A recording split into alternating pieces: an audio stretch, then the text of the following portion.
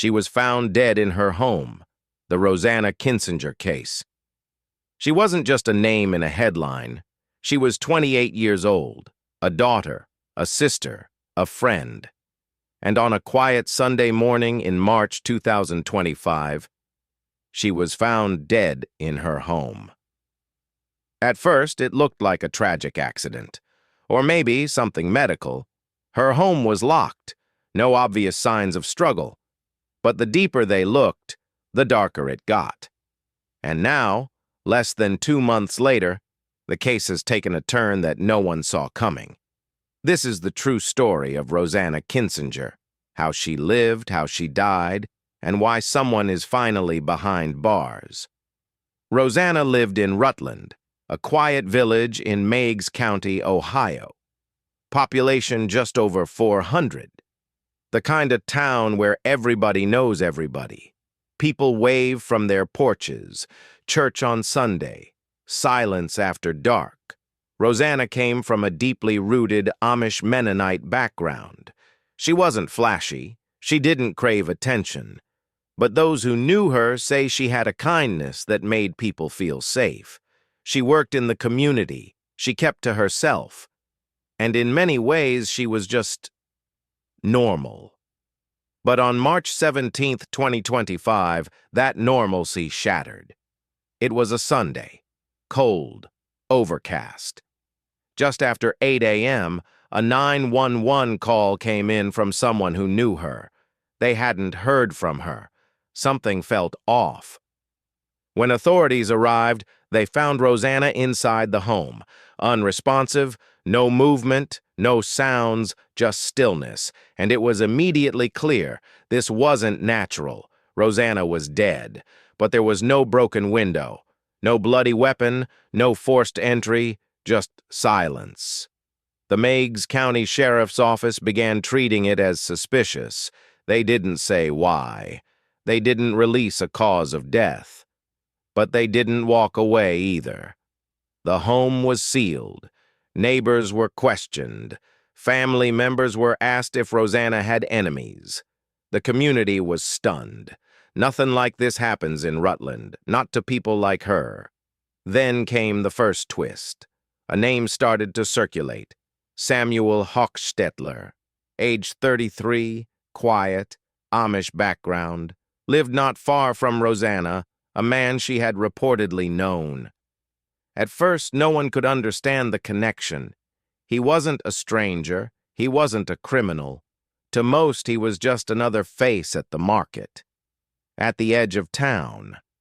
But law enforcement zeroed in fast. Over the next few weeks, investigators pulled phone records, interviewed acquaintances, dug into social connections.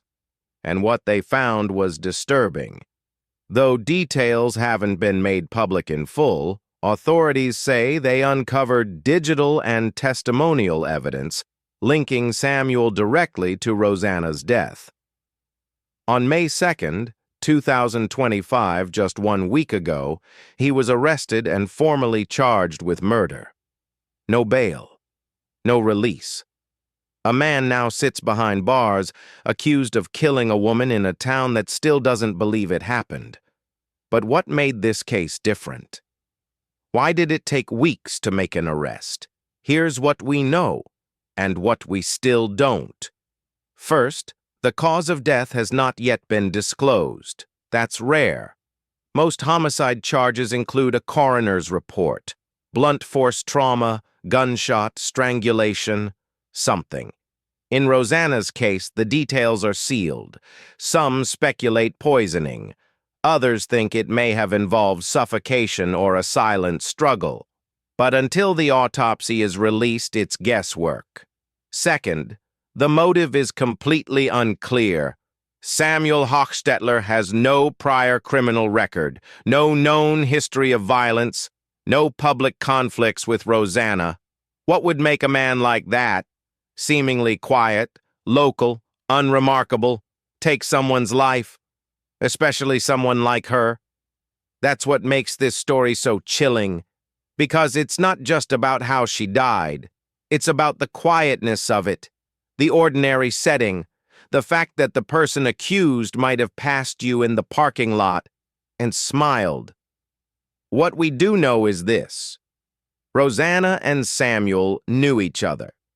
The extent of their relationship is unknown, whether friends, acquaintances, or something more. But in the days before her death, people say Rosanna seemed unsettled, a little distant, as if something was bothering her. But she didn't say what. There were no restraining orders, no open threats, nothing that raised red flags. Until March 17th. Since his arrest, Hochstetler has remained silent. No confessions, no statements.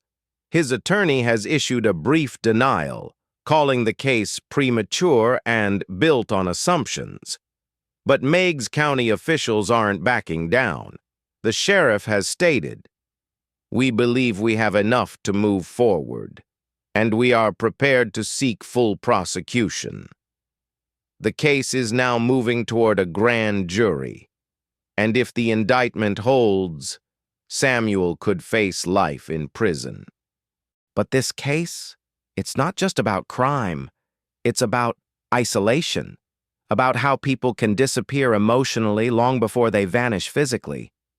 Rosanna's world was quiet, conservative, small. In a town like Rutland, trouble doesn't scream. It whispers. It hides behind smiles, behind Sunday handshakes, behind the illusion that this could never happen here. But it did. And it makes us wonder, how well do we really know the people around us? Local response has been torn between grief and disbelief. Some still can't believe Samuel did this. Others are shocked it didn't happen sooner. But one thing is unanimous: Rosanna's name will not be forgotten. At her memorial, hundreds gathered, many from neighboring towns. There were no headlines, no national news vans, just candles, quiet prayers, a photo of her smiling in the afternoon sun. A life ended not in noise but in silence. What happens next? That depends on the court. As of today, May 9th, 2025, the case is active. Samuel Hochstetler remains in custody.